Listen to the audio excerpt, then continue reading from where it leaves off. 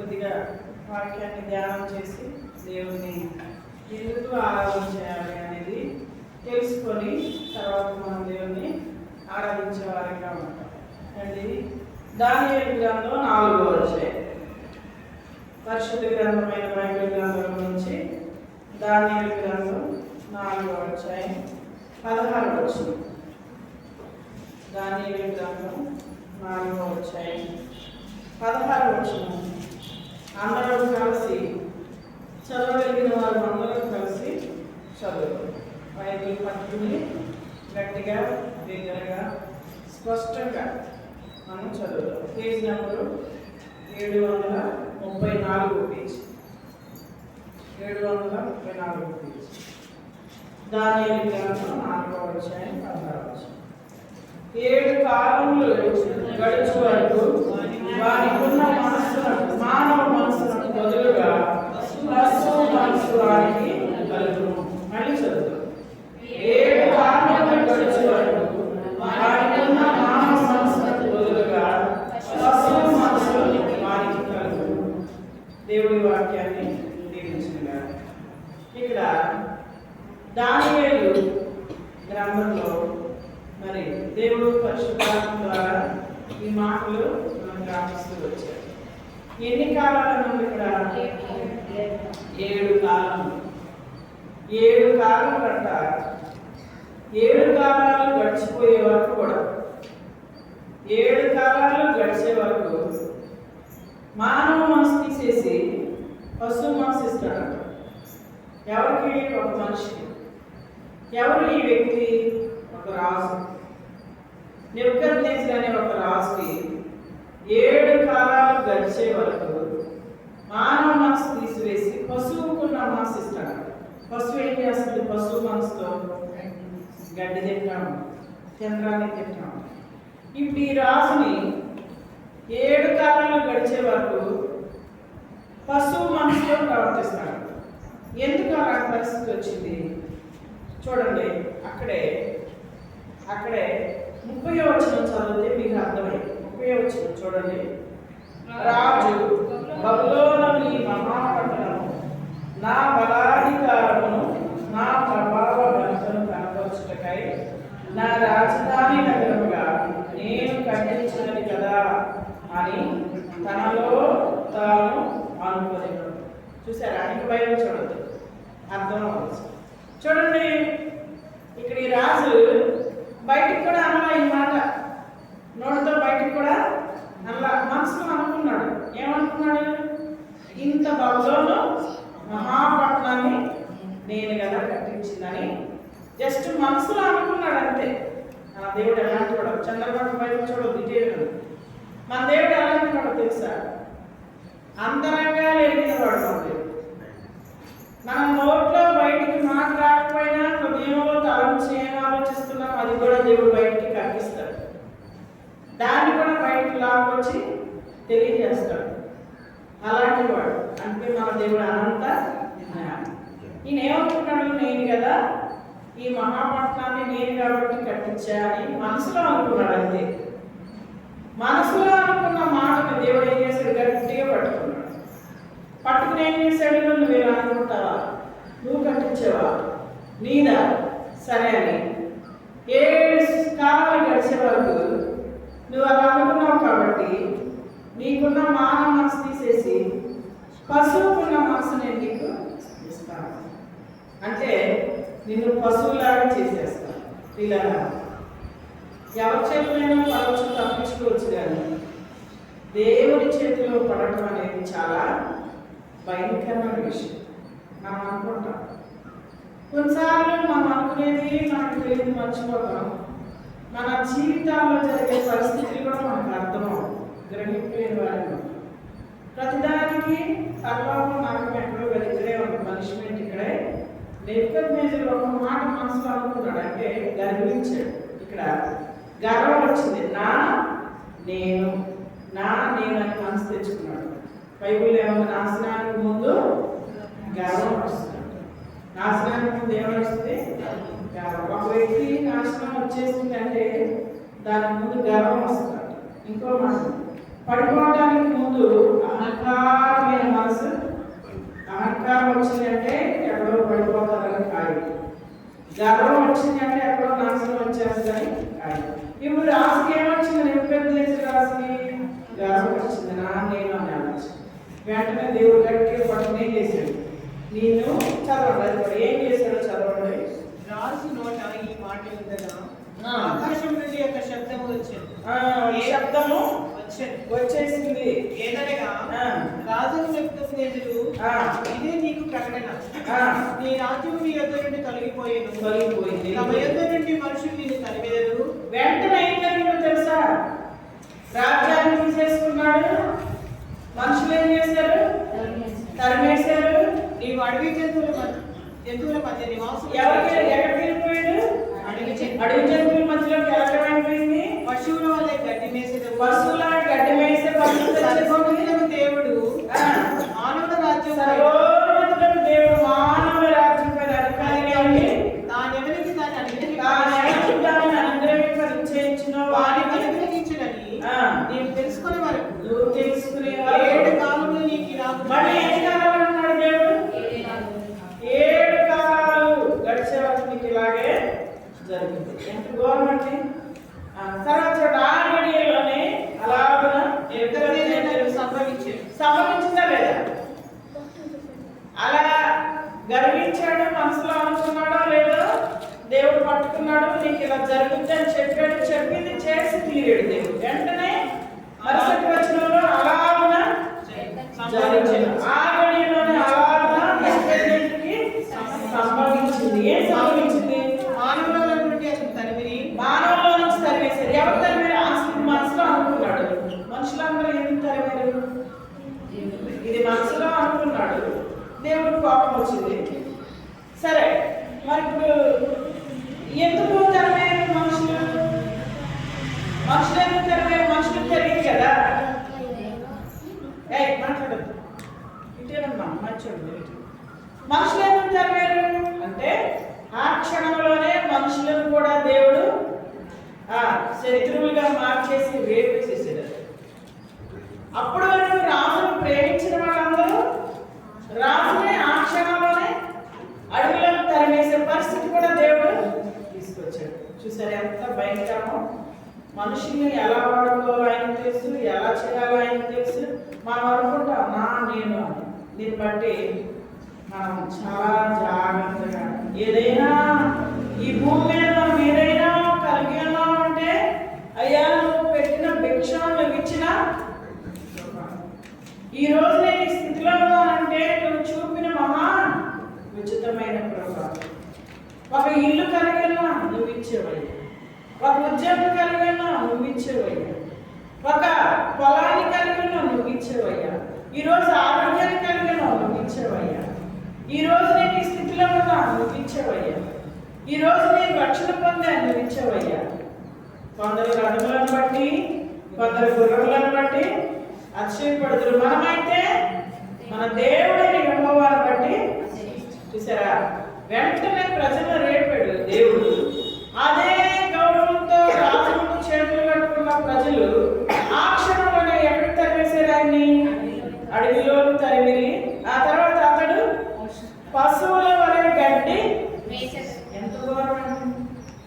రాజసింహాసనం మీద ఉన్నటువంటి రాజు ఏంటి అడవిలోకి గడ్డి తింటామేంటి? పశువుల ఒంగుని. దేవుడు తలుచుకుంటే తారుమారు చేసేస్తాడు. అక్కడ పడగొట్టువాడు దేవుడే, పైకి లేపువాడు కూడా దేవుడే. కిందకి అణిచివేయాలన్నా దేవుడే, పైకి లేపాలన్నా దేవుడే. మన చేతిలో ఉన్నాయి తీసేయాలన్నా దేవుడే, దాన్ని నిలబెట్టాలన్నా దేవుడే.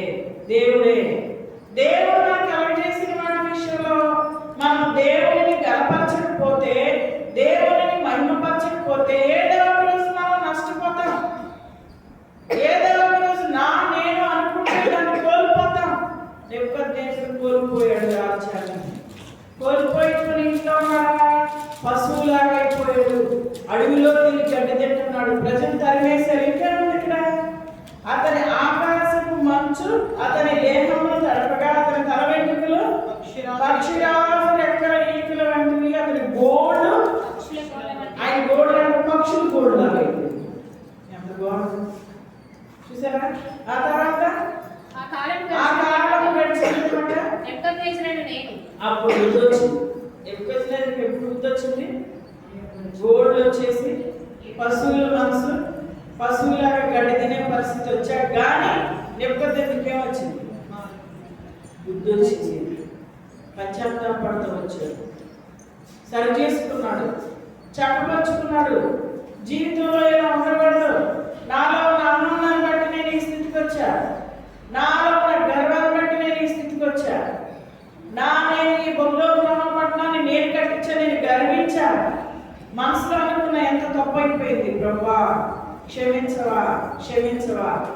7 కాలములు గడుచు వరకు పశువు వలె ప్రవర్తించాడు. మానవ మనసు తీసివేసి పశువు 7 కాలాలు 7 కొంత టైం ఇచ్చాడు దేవుడు. ఆయన టైం వరకు పశువులాగా గడ్డ తినాల్సిందే. ప్రియులారా, మనం అనుకుంటాం దేవుడు నాకేంటి శాపం తెచ్చాడు, నాకేంటి కష్టం తెచ్చాడు, నన్ను ఎందుకు ఎలా ఉంచాడు. మళ్ళీ మనం తెలుగుగా మనమే మరి దేవుడిని నిందేస్తాం. కాదు కాదు, ఇవే నాతో సహా చెప్పే నేనైనా మనం ఎవరైనా మనం ఏదైనా కలిగినామంటే దాన్ని బట్టి దేవుడు ఏం చేయాలి? గణపరచాలి. మీకు ఒకసారి చెప్తాను, ఇది నేను ఎప్పుడు చెప్పేది. ఎక్కడ ఉయ్యూరులో ఒక సహోదరుడు చెంచు, ఆయన తెలుసా, చెంచుకోవడానికి చెందిన ఆయన దేవుడు ఆశీర్వదించి విస్తారమైన చెరువులు ఇచ్చాడు. చేపల చెరువు, పెద్ద బుల్లెట్ ఇచ్చాడు. ఆయన పెద్ద బిల్డింగ్ కట్టించాడు, 3 అంతస్తుల బిల్డింగ్, ఇంత బంగారం వేసుకునేది. చెంచు ప్రజలందరికీ కూడా లీడర్ అయిపోయాడు. ఎట్లా అయ్యాడంటే చేపలు పట్టుకుంటుంటే సువార్త చేస్తుంటే ఆ చేపలు పట్టుకునే దగ్గరికి వెళ్ళి మన బ్రదర్స్ ఒక పత్రిక ఇచ్చారు. పత్రిక తీసుకున్నాడు. ఆ సమాధానం పత్రిక ఇచ్చి యేసుప్రభు గురించి చెప్పారు. నాయనా యేసుప్రభు నమ్ముకో, నీకులాగా పేతురు చేపలు పట్టేదాన్ని మా శిష్యుడిగా చేసుకున్నాడు, దేవుడిని కూడా ఆశీర్వదిస్తాడు, నమ్ముకో అంటే వెంటనే పత్రిక పట్టుకుని మీ చర్చ అడ్రస్ ఎక్కడ అని ఎత్తుకుండా చర్చికి వెళ్ళిపోయాడు. చూడండి, ఎత్తుకుంటూ చర్చికి వెళ్ళి ఆ స్థితిలో నుంచి ప్రతి వారం గుడికి మానకుండా నమ్మకంగా వెళ్ళడం ద్వారా దేవుడు మంచి స్థితి ఇచ్చాడు. తన స్థితిని మార్చేశాడు. ఎలాగో తెలుసా, ఆ చేపలు పట్టే పరిస్థితి అలా పోయి ఆ చెరువు కొన్నాడు. ఒక చెరువు అలా పోయి 7 చెరువులు చేశాడు. డబ్బులు కుప్పలు వచ్చేస్తున్నాయి. చేపల చెరువు లాభం వచ్చేస్తుంది. ఒక బిల్డింగ్ కొన్నాడు, వీళ్ళు రోడ్డు పక్కన పెద్ద బండి కొన్నాడు. దేవుడి స్థితి మార్చేశాడు. పిల్లారా, ఎంతో ఉన్నత స్థితికి వెళ్ళిపోయాడు. చివరికి ఏమైందో తెలుసా, హెచ్చించినాక ఇంత స్థాయికి వెళ్ళినాక మందిరానికి దూరం అయిపోయాడు. మందిరం మానేసాడు. ఫస్ట్ మానేగా లేట్గా వస్తున్నాడు అన్నాడు. ఏంటి నువ్వు లేట్గా వస్తున్నావు అంటే, ఎక్కడన్నా నాకు టైం చాలలేదన్నా, ఈ చేపలు అవన్నీ చూసుకునేసరికి నాకు టైం చాలలేదన్నా, అందుకే నేను ఆలస్యంగా వస్తున్నానన్నా. ఆలస్యంగా పోయి 1 వారం మానేయటం, 1 వారం మానేసి ఇంకొక వారం రావటం, అలా సాయంత్రం మానేశాడు. తర్వాత నిదానంగా వాడుకుడుకులు కూడా మానేశాడు. అయ్యా ఎందుకు మాట్లాడారు, ఎందుకు రానన్నా, నాకు ఆ ఖాళీ ఉంటే నేను వస్తా, గాడి లేకే. ఆ స్థితి ఎవరిచ్చారు? ఆ సోదరుడికి చెప్పాలి. ఎవరిచ్చారు? దేవుడు దయ చూపించాడు. ఇచ్చిన తర్వాత ఏం చేశాడు? నాకు టైం ఎక్కడ ఉందన్నా, నాకు టైం ఉంటే రానా అండం మొదలైపోయాడు. దేవుడు చూసాడు, ఇది వాస్తవం. చూసాడు.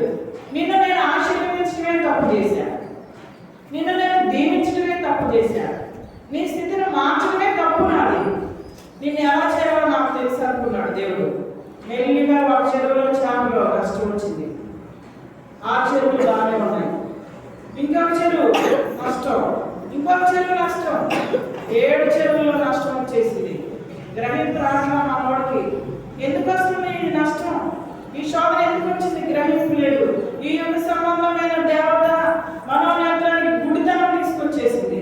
గ్రహింపు లేని వాడిగా ఉన్నాడు. నష్టం వస్తుంది, కష్టం వస్తుంది, బాధ వస్తుంది. వెళ్ళి అప్పులైపోయాడు.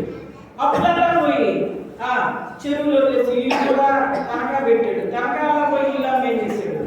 అప్పులలో వచ్చి అన్ని ఆందోళన చేస్తున్నారు. బండి వెళ్ళిపోయింది, రిక్తుడిగా మారిపోయాడు. ఇంకా ఉయ్యూరులో ఉండకుండా ఎక్కడికి వెళ్ళిపోయాడు తెలుసా? రాత్రి భార్యను తీసుకుని పిల్లలను తీసుకుని అటు గుంటూరుకేసి వెళ్ళిపోయాడు. వెళ్ళిపోయి మళ్ళీ ఎలాంటి పరిస్థితి వచ్చిందో తెలుసా?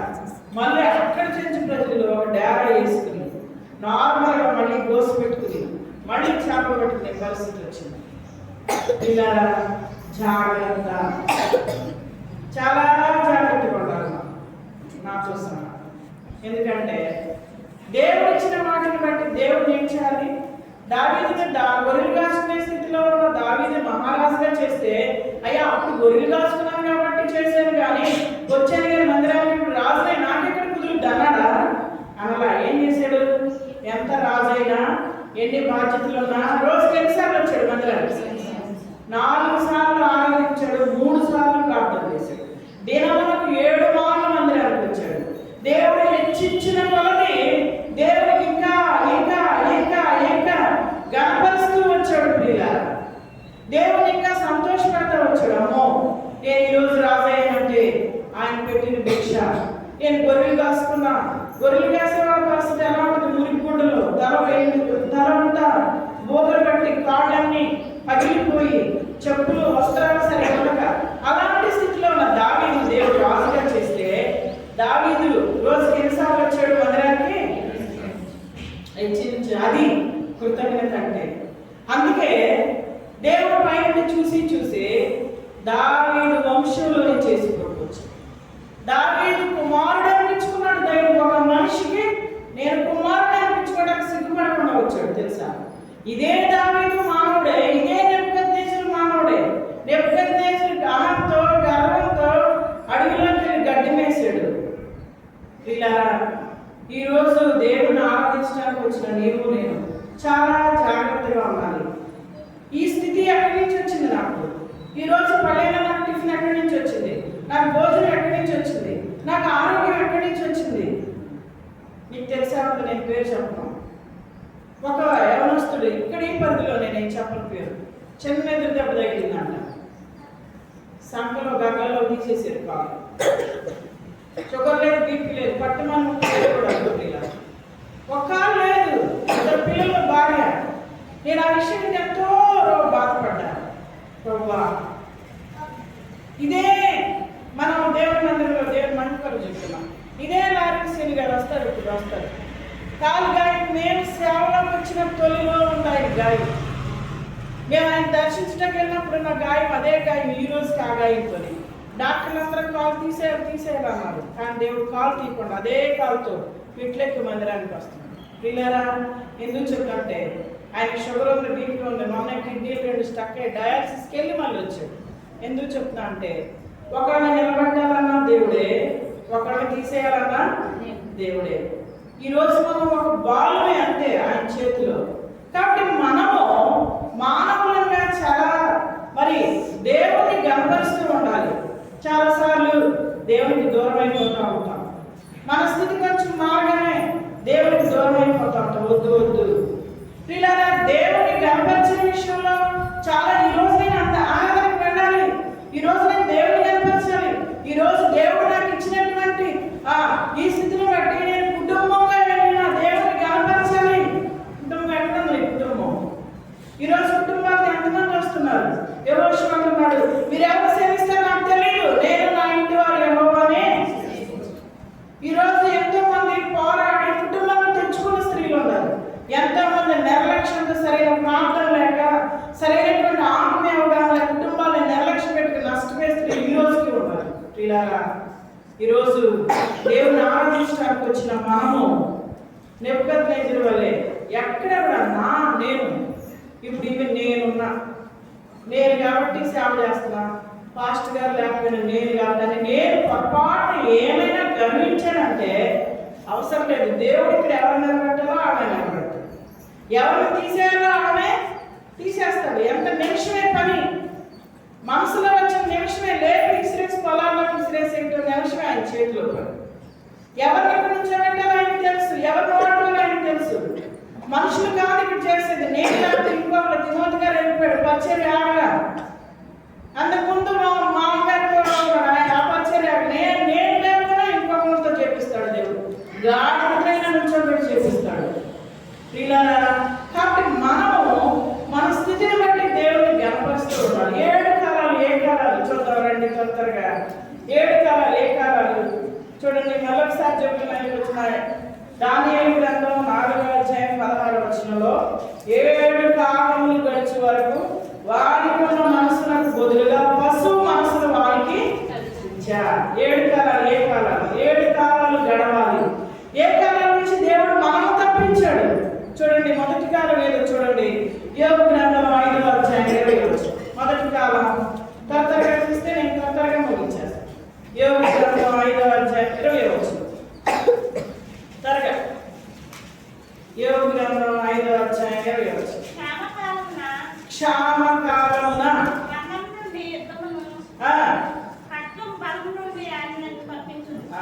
ఏ కాలం అండి ఇది? ఏ కాలం ఇది? క్షామకాలములో మరణం నుండి, యుద్ధ బలము, ఖడ్గం నుండి దేవుడు. క్షామం అంటే ఆహారం లేకపోవడం క్షామం కాదండి, ఆత్మీయ క్షామము. చూడండి, ఇప్పుడు కరోనా వచ్చింది, మందిరాలు మూయబడి మొడకంపులు ఏం చేశారు? క్షామకాలం వచ్చింది. దేవుని మందిరానికి దూరం అయిపోయాం, దేవుని శరీరానికి దూరం అయిపోయాం. కానీ దేవుడు అలా ఉంచాడు, మనల్ని ఉంచాడు ఆ క్షామకాలం నుంచి. ఎన్నోసార్లు కొన్నిసార్లు మనకు అనారోగ్యాన్ని బట్టి హాస్పిటల్లో ఉండి ప్రభు దినానికి రాలేని క్షామకాలం జరిగింది నా జీవితంలో. కొన్ని పరిస్థితుల వల్ల మందిరానికి రాలేని క్షామకాలాలు ఎన్నో జరిగినాయి. కరోనాలో దేవుని సన్నిధికి రాలేక ఇంట్లో ఇంట్లో ఇంట్లో మగ్గిపోయి దేవుని ఆరాధించలేక అలాగే ఉంచలా దేవుడు. అట్టి క్షామకాలం నుంచి దేవుడు ఏం చేశాడు? మనం ఏం చేశాడు?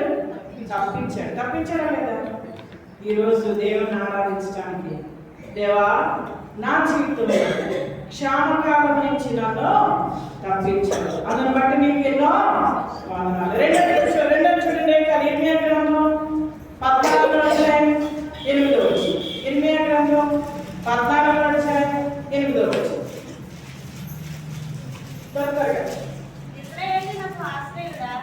ఇశ్రాయేలీయులకు ఆశ్రయుడా,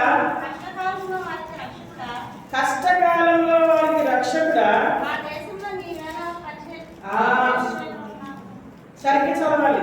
ఇశ్రాయేలీయులకు ఆశ్రయుడా, కష్టకాలంలో వారికి రక్షకుడా. కష్టకాలంలో వారు చాలా కష్టకాలంలో వారికి ఇదే కాలం అండి, ఇదే కాలం. కష్టకాలంలో రక్షకుడా.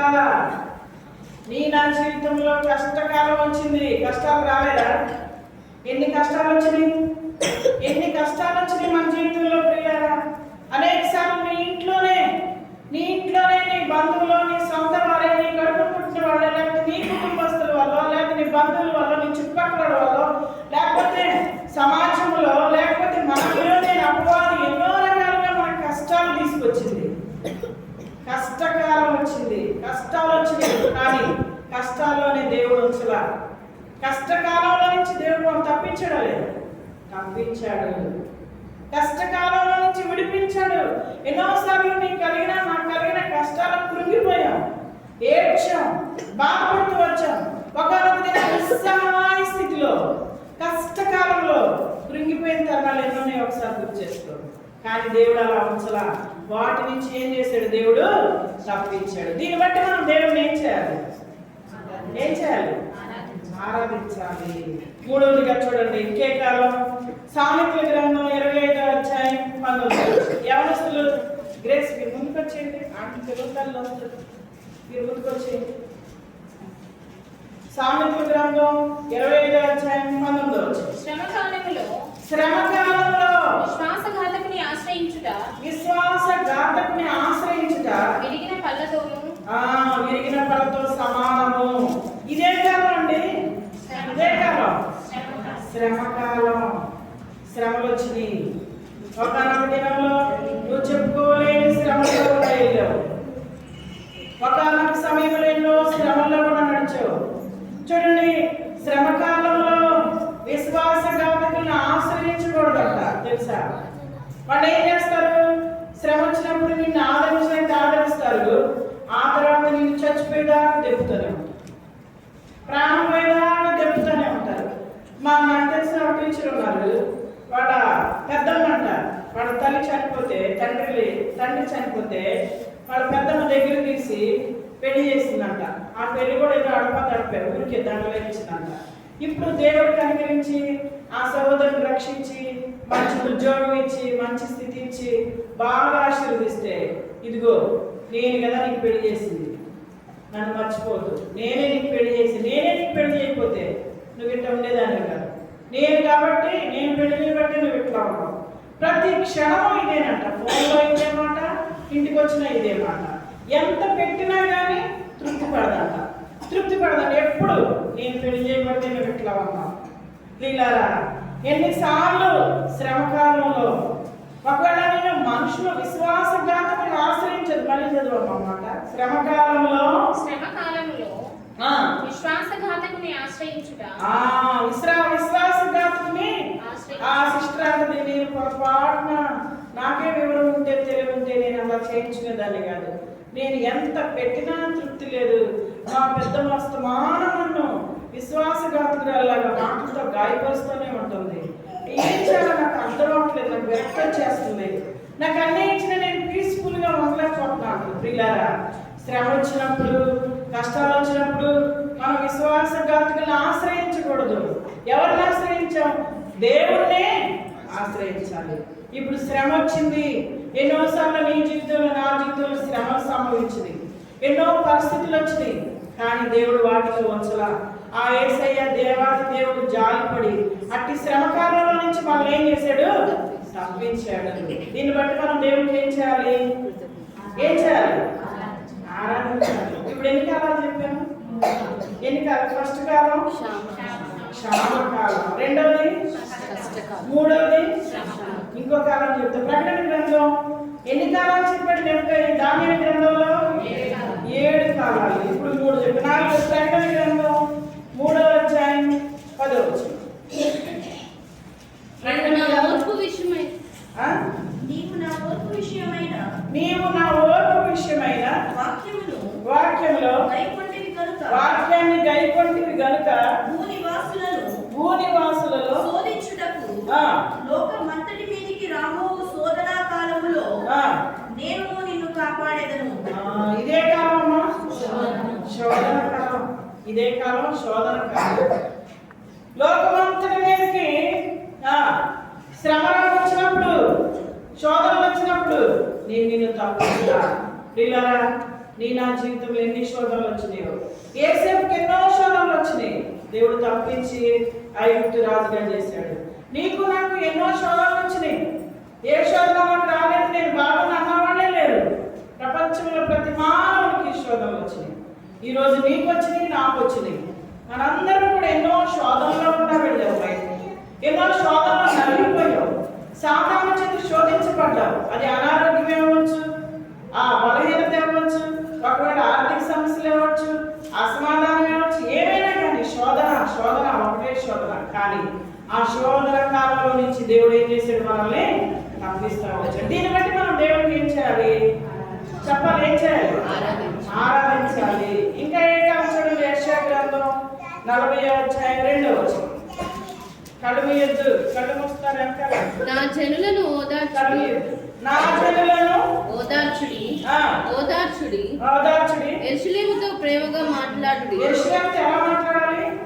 ప్రేమగా మాట్లాడుడి. ఆమె యుద్ధ కాలము సమాప్తమాయెను. ఆమె ఏ కాలం ఇది? యుద్ధం. యుద్ధం అంటే కర్ర పట్టుకుని కొట్టుకోవడమే కాదు. ఎంతో యుద్ధము, పోరాటము, కుటుంబాల్లో యుద్ధము, కనబడని యుద్ధం, సమాజంలో యుద్ధం, సంఘంలో యుద్ధం, లోకంలో ఎంతో యుద్ధకాలంలో జీవించాం. పోరాటం ఎన్నోసార్లు, మరి ఎన్నో అనారోగ్యం, ఎన్నో బాధలు, యుద్ధం చేసినట్టే. అంటే ఇశ్రాయేలీయులు మరి కష్టకాలంలో జీవించినప్పుడు ఇశ్రాయేలీయులు ఐగుప్తులో నుంచి పారిపోయి బయటకు వస్తుంటే ముందుగా ఎర్ర సముద్రం వచ్చింది, వెనకాల చూస్తే ఐగుప్తులు జరుగుతున్నారు. యుద్ధం చేసినట్టు అయిపోయింది. అప్పుడు ఏమి చేయలేక నిస్సహాయ స్థితిలో దేవుని వైపు చూస్తే దేవుడు అంటాడు, ఓరకు నిలిచి చూడండి, యుద్ధం మీరు కాదు దేవుడే జరిగి. అనేక సార్లు యుద్ధకాలం వచ్చింది. యుద్ధం చేసినట్టే, అపవాదితో ఫైట్ చేసినట్టే ఎన్నోసార్లు మనం యుద్ధకాలంలో జీవించాం. కానీ దేవుడు అప్పగించలా, తప్పించాడు. యుద్ధకాలం నుంచి దేవుడు విడిపించాడు బట్టే ఈ రోజు మనం దేవుని సన్నిధికి వచ్చాము. కాబట్టి ఆ దేవుని మనం ఏం చేయాలి? ఆరాధించాలి. ఇప్పుడు ఏం చెప్పాను? ఎన్ని? 5 కాలాలు చెప్పాను. ఇంకొక 2 కాలాలు ఉన్నాయి కదా, చెప్తా చూడండి. కీర్తనల గ్రంథం 9వ అధ్యాయం 9వ వచనం. కీర్తనల గ్రంథం 9వ అధ్యాయం 9వ వచనం. నలిగిన వారికి తాను మహాదుర్గమును ఆపత్కాలములో వారికి మహాదుర్గమగు. ఇదే కాలం అండి, గట్టిగా చెప్పాలి, ఇదే కాలం ఇది. ఆపద కాలం. ఆపదలు వచ్చినాయి. ఆపద కాలం వచ్చింది. నీ జీవితంలో, నా జీవితంలో ఎన్నో ఆపదలు వచ్చినాయి. ఎన్నో ఆపదల్లో నా జీవితం కొనసాగింది. ఎన్నో ఆపదలు, ఎన్నెన్నో ఆపదలు వచ్చినాయి. మన పితృలకు వచ్చినాయి. దావీదు మహారాజుకి ఎన్నో ఆపదలు వచ్చినాయి. ఫస్ట్ అసలు ఆపద అనేది ఎవరిలో వచ్చిందంటే, దావీదుకి తన కుటుంబంలో సొంత మామ ద్వారానే ఆపద వచ్చిందంట. సొంత కొడుకు ద్వారానే ఆపద వచ్చిందంట. నెమ్మదే లేకుండా ఆపద కాలం వచ్చేసింది. ఆపదలు ఎలాంటి ఆపద? చంపితే, కనబడితే చంపేయాలి. సొంత మామ చంపుతాడు ఎక్కడైనా, కానీ ఇప్పుడు చంపడానికి సిద్ధపడ్డాడు. అసూయ, దావీదు యొక్క ఎదుగుదల చూడలేక. ఒకవేళ నీ ఎదుగుదల, నీకున్న దేవుడు నిన్ను ఆశీర్వదిస్తే, నిన్ను నీ కుటుంబాన్ని ఆశీర్వదిస్తే, నీ స్థితి మారిస్తే అపవాది చూడలేక అసూయతో ఎన్నో ఆపదలు నీ మీద తీసుకొచ్చి ఉండొచ్చు. నిన్ను మనశ్శాంతి కొనలేకుండా నీ మీద అసూయతో సాతానుడు ఎన్నో ఆపదలు తీసుకొచ్చి ఉండొచ్చు. కానీ దేవుడు ఏం చేశాడు? వాటి నుంచి తప్పించాడు లేదా? తప్పించాడు. ఎన్నో ఆపదలు చూడండి. దావీదు మహారాజు అయినాకంట ఒకటే ఆపదలు అంట. ఏంటంటే సొంత మామయ్య ఎక్కడ కనపడితే అక్కడ చంపుదామని. కానీ దావీదు చంపలేదు. ఎందుకంటే రాజ్యం చేతిలో ఉంది, సైన్యం చేతిలో ఉంది, బలం. నువ్వు అంటే చంపేవాడు కూడా ఉన్నారు. కానీ దేవుడు అభిషేకించిన వారి జోలికి నేను వెళ్ళను. దేవుడు అభిషేకించిన వారిని నేను ముట్టను. నన్ను చంపడానికి తిరుగుతున్నాడు, కేవలం నేను తప్పించుకోవడమే నాకు ఆసక్తి. నేను ఆయన జోలికి వెళ్ళను. ఎందుకంటే ఇశ్రాయేలుకు మొదటి రాజుగా ఎన్నుకున్నాడు దేవుడు. ఒకవేళ దారి తప్పాడు, ఇప్పుడు భ్రష్టుడు అయిపోయాడు, అయినా సరే అది దేవుడు చూసుకుంటాడు. నేను మాత్రం ఆ రాజు జోలికి వెళ్ళను. చూసారా ఎంత ఆపద వచ్చింది. అంతేకాదు తన కుమారుడైన అబ్షాలోమే చంపడానికి వచ్చాడు. అనేకులు మాటలేని ఆపద వచ్చింది, దేవుడు తప్పించాడు. అంతేకాదు చుట్టుపక్కల రాజులు దావీదు మీదకి యుద్ధం చేయడానికి వచ్చారు. ఆపదలు వచ్చినాయి, దేవుడు అప్పగించలా. ఆపద నుంచి ఏం చేశాడు? దేవుడు తప్పించాడు. అందుకే దావీదు మహారాజు ఆరాధించినట్టు బైబిల్లో ఇంకెక్కువగా ఆరాధించబడు లేరంట. దావీదు గారు ఎప్పుడు దేవుని ఆరాధిస్తానే ఉన్నాడు. రోజుకి 7 సార్లు, 4 సార్లు ఆరాధన అంట, 3 సార్లు ఆరాధన. చూసారా? ఇప్పుడే కాలం అంటే ఇది ఆపద కాలం. నీకు నాకు కూడా ఎన్నో మరణకరమైన పరిస్థితులు వచ్చి ఉండొచ్చు. సాధారణ మరణాన్ని సిద్ధపరిచి, ఎన్నో విధాలుగా కీడు సిద్ధపరిచి, నిన్ను చూసి వారలేక, నిన్ను నీ కుటుంబాన్ని చూసి సహించలేక ఎన్నో ఆపదలు తీసుకొచ్చి నీ మీద పెట్టిన దేవుడు వాటిని అప్పగించలేదు. కానీ వాటిని ఏం చేశాడు? దేవుడు తప్పించాడు. తప్పించడం లేదా? దీన్ని బట్టి మనం ఏం చేయాలి? దేవుడు ఇప్పుడు ఏం చెప్పాను? ఒకసారి చెప్పండి. మొదటి కాలం క్షామకాలము. దేవుడు క్షామము. క్షామం అంటే ఏం చెప్పాను? క్షామం కొన్నిసార్లు మందిరానికి రాలేక, వాక్యం వినలేక, ప్రార్థన చేయలేక, కరువు, ఆత్మీయ కరువు, క్షామం వచ్చింది. క్షామకాలం నుంచి దేవుడు తప్పించాడు. రెండవ కాలం కష్టాలు వచ్చినాయి. ఎన్నో కష్టాలు వచ్చినాయి. కష్టకాలం ఇశ్రాయేలు కష్టాలు వచ్చినాయి. దేవుడు నీకు నాకు ఎన్నో కష్టాలు వచ్చినాయి. చెప్పుకుంటే ఎన్నో ఉన్నాయి నీ జీవితంలో. కానీ దేవుడు కష్టకాలంలోనే ఉంచడా? వంచలా, తప్పించాడు. దాన్ని బట్టి మనం దేవుడిని ఏం చేయాలి? మూడవ కాలం గట్టిగా చెప్పాలి. శ్రమకాలం వచ్చింది. శ్రమలు వచ్చినాయి. ఊహించలేని శ్రమల్లో ఉన్నాయి ఉంటావు నీ జీవితంలో. ఎన్నో శ్రమల అనుభవాలు సాగిపోయాడు. కానీ దేవుడు శ్రమలకి అప్పగించాల. ఆ శ్రమకాలంలో నుంచి బయటికి లాక్కొచ్చాడు. కాబట్టి దేవుడిని ఏం చేయాలి? మనం ఆరాధించాలి. ఇంకా ఏ కాలం చెప్పాము అమ్మా? యుద్ధం చేసినట్టే అపవాదితో పోరాటం. అనేక సార్లు మనుషులు శత్రువులుగా మారి నీతో యుద్ధం చేసినట్టే, వారితో మనం యుద్ధం చేసినట్టే, మౌన పోరాటం, యుద్ధం, ఆత్మ యుద్ధం, శారీరక యుద్ధం, దేవుడు ఆ అట్టి పరిస్థితి నుంచి కూడా తప్పించాడు. దాన్ని బట్టి మనం ఆరాధించాలి. ఇంకా శోధనలు వచ్చినాయి. ఎన్నిసార్లు ఎన్నో శోధనలు సంభవించాయి. ఒకసారి గుర్తు చేసుకుంటే ఎన్ని శోధనలో, కానీ శోధనలోనే వచ్చిన శోధన సహించేవాడు ధన్యుడు. శోధనలో నుంచి తప్పించాడు, ఈరోజు ధన్యుడిగా చేశాడు. ఎంత శోధించబడ్డావో, ఎంత వేధించబడ్డావో, ఎంత నలగొట్టబడ్డావో, కానీ ఆ కాలంలో నుంచి దేవుడు బయటికి లాక్కొచ్చేసాడు. దాన్ని బట్టి దేవుణ్ణి ఆరాధించాలి. ఇంకా ఏ కాలం? ఆపదలు వచ్చినాయి. ఆపదలు చెప్పుకోలేని ఆపదలు కూడా ఉంటాం. చెప్పుకోలేని ఆపదలు మన జీవితాలు, ఎన్నో ఆపదలు, ఎన్నెన్నో ఆపదలు. అయినా వాటిలో వంచలా, వాటి నుంచి కూడా బయటకు తీసుకొచ్చాడు.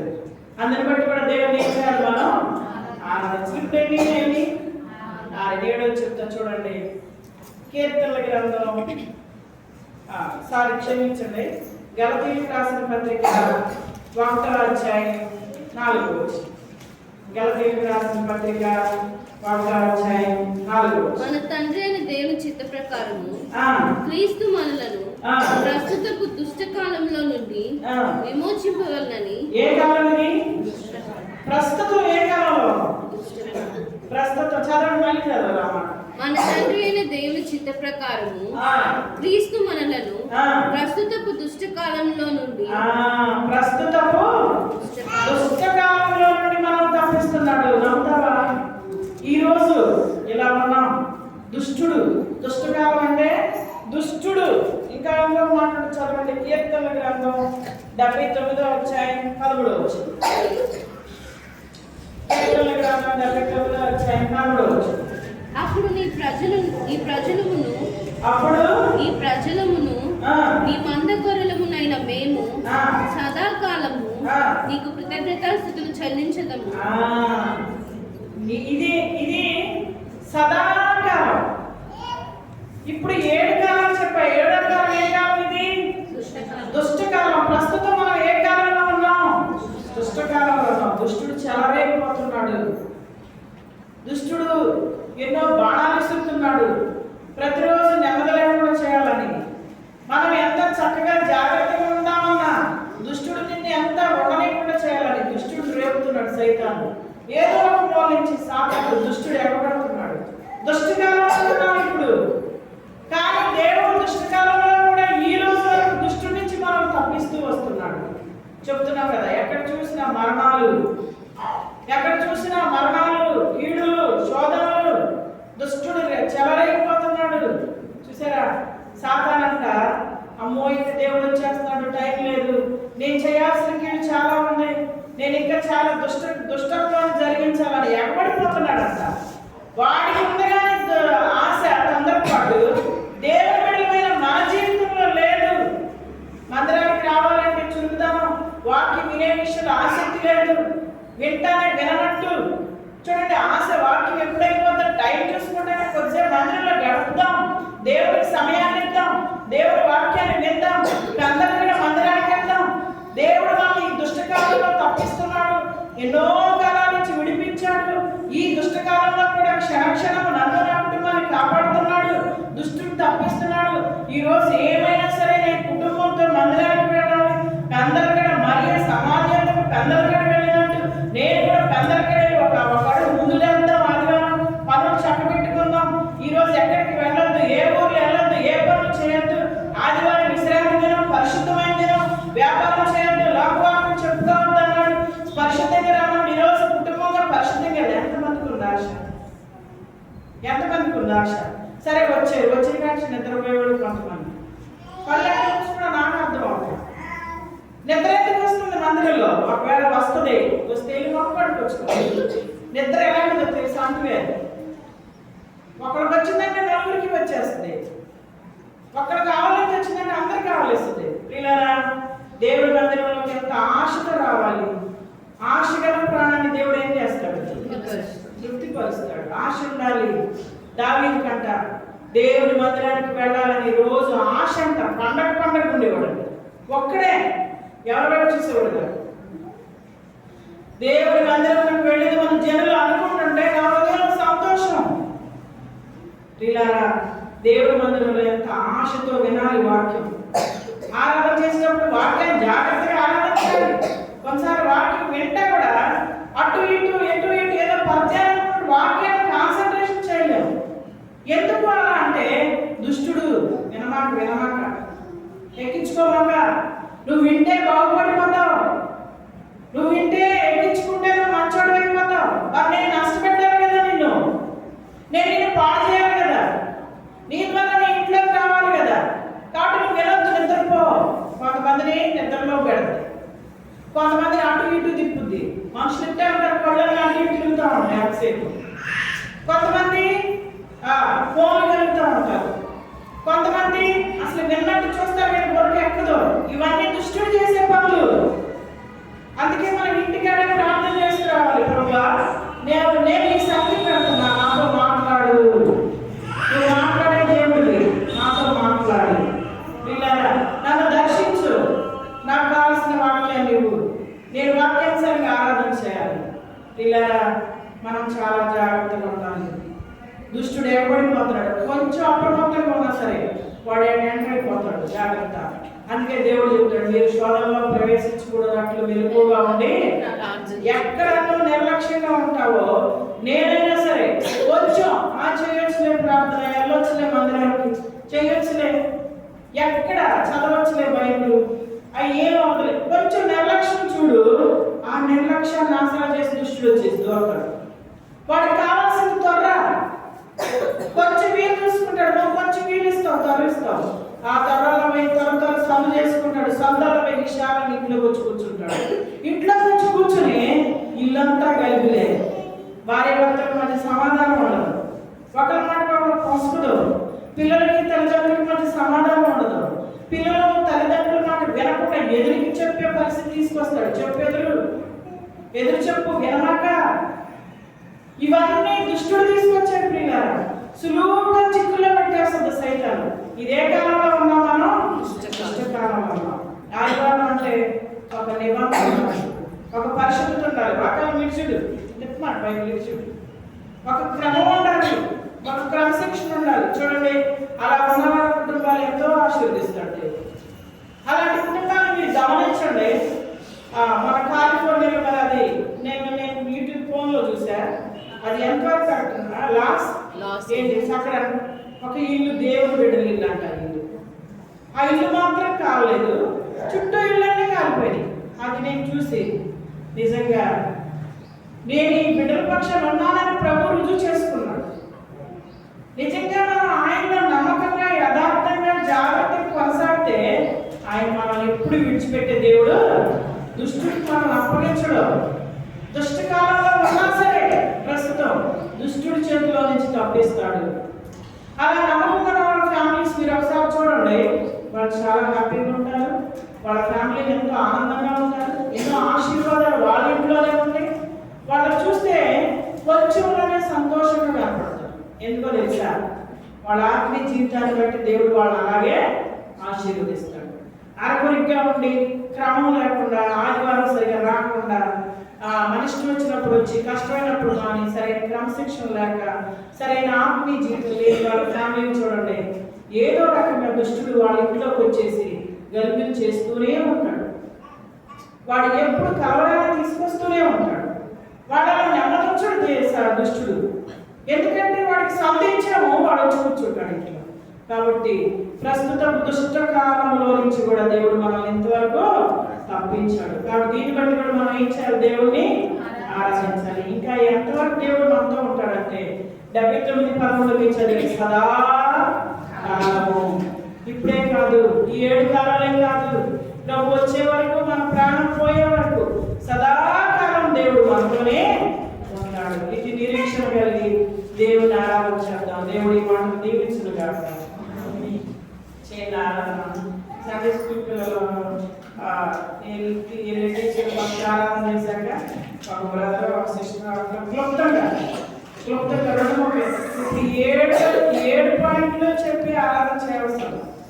ఒకటి ఎత్తుకో, నీకు ఇష్టం వచ్చింది, కానీ ఆరాధన అనేది అద్భుతం. స్తుతి చేయడం అనేది చాలా గొప్ప సంగతి. ఒక్క మాట, ప్రభా ప్రస్తుత దుష్టకాలంలో నుంచి నన్ను నమ్ముడు మనం తప్పించావు, ఆమె అంతే. చిన్న మాటే, థ్యాంక్స్ చెప్పు దేవునికి, 200 ఆశీర్వాదం పొందుకుంటాం. దయచేసి పిల్లలను పంపించేయండి.